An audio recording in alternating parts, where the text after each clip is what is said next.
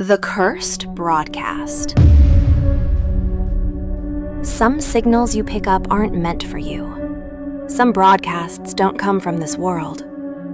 I'm Mia, and last year I tuned into something that wasn't just a radio show. It was a trap. This is the story of the night I heard The Cursed Broadcast, and what it cost me to survive it. Buckle up, this one's a wild ride.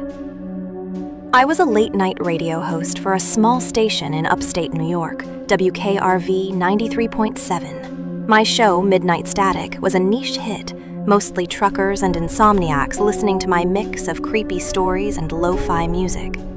The studio was a cramped, windowless room in an old brick building, surrounded by nothing but cornfields and darkness. I loved the solitude, until it stopped being solitary. It was a stormy October night, the kind where the rain hammers the roof and lightning makes your skin buzz. My producer, Nate, had gone home early, so I was alone, queuing up the next track. Around 1 a.m., the broadcast glitched. The music cut out, replaced by static, harsh, grating like nails on a chalkboard. Then a voice broke through. "Mia, can you hear us?" I froze.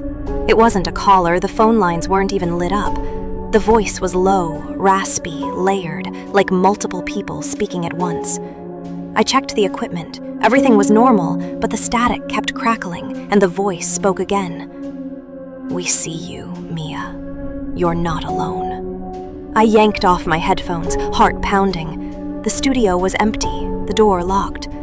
I laughed nervously, figuring it was a prank. I went back on air joking about ghostly callers to shake it off. But the monitors flickered, and the temperature in the room dropped, my breath fogging in front of me. I tried to switch to a commercial break, but the controls wouldn't respond. The static grew louder, and the voice, or voices, came back, clearer now. "Turn off the lights, Mia. Let us in." I glanced at the studio's security camera feed on my laptop. The screen showed me sitting at the mic, but behind me, in the corner, was a shape. Tall, humanoid, but wrong. Its limbs too long, its head twitching like a broken marionette. I whipped around. Nothing was there. But when I looked back at the screen, the figure was closer, its face a blur of static, like a corrupted video file. I grabbed my phone to call Nate, but the screen went black, then lit up with a single word. "Listen." The broadcast changed. Instead of my voice, the speakers blasted a chant, guttural and rhythmic, in a language I didn't recognize. The lights flickered in sync, and the studio door rattled like something was trying to get in. I screamed into the mic, "If anyone's hearing this, call the station, please!" But the phone line stayed dead, and the chant grew louder, vibrating through the floor. Then I saw it, on every monitor, every screen. Faces, dozens of them, pressed against the glass of the control booth, their eyes black voids, mouths moving in unison with the chant. They weren't outside the booth. They were inside the screens.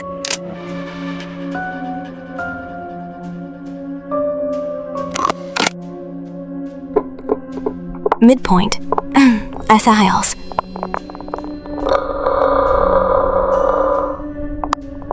Midpoint from the main console, hoping to kill the broadcast. Silence. Darkness. But the chant didn't stop. It was coming from the walls now. The ceiling. My own head. Brazil door burst open, not with a crash, but like it was sucked inward. A gust of freezing air hit me, smelling of damp earth and decay. In the doorway stood the figure from the camera feed. Its body flickered like a bad signal, static rippling across its skin. Its head jerked toward me, and a voice, my voice, came from its mouth. "You're part of the broadcast now, Mia." Buying a flashlight from the desk and sprinting down the hall. The building was a maze of old corridors, and every turn felt wrong, like the layout had changed. The chant followed me, echoing from nowhere and everywhere.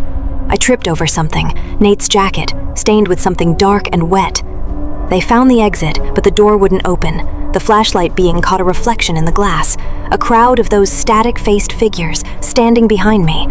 I swung the flashlight like a club, shattering the glass, and climbed through, cutting my hands on the figures.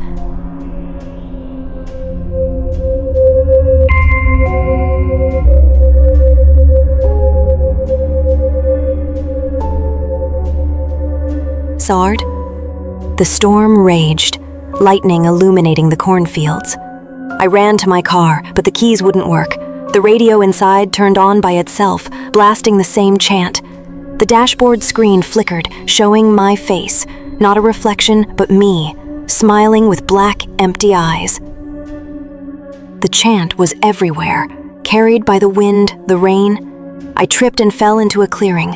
In the center was a radio tower I'd never seen before, pulsing with red light like a heartbeat.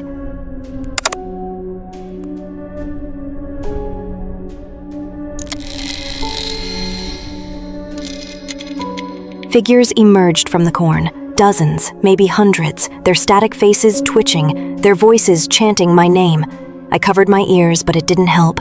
The tower's light flared, and I felt something pull at me, not my body, but my mind, like it was being sucked into the signal.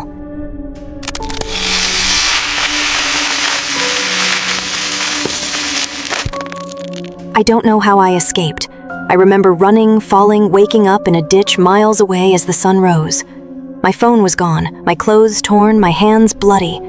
The station was shut down the next day, officially due to technical issues. Nate was never found. I moved to a new city, got a desk job, swore off radio forever. But last week, I heard it again. A faint static hum from my TV, late at night. I unplugged it, but the hum didn't stop. Yesterday, my laptop screen flickered, showing a glimpse of that tower pulsing red. And this morning I found a note on my desk, written in my own handwriting. Tune in tonight, Mia. Haven't slept since. Because every night, when the world goes quiet, I hear it, a whisper, calling me back to the broadcast. I don't know what the cursed broadcast was, or what was behind it. But if you ever hear static on your radio, your TV, your phone, and it says your name, don't listen. Don't answer. Because once you're tuned in, you're never out.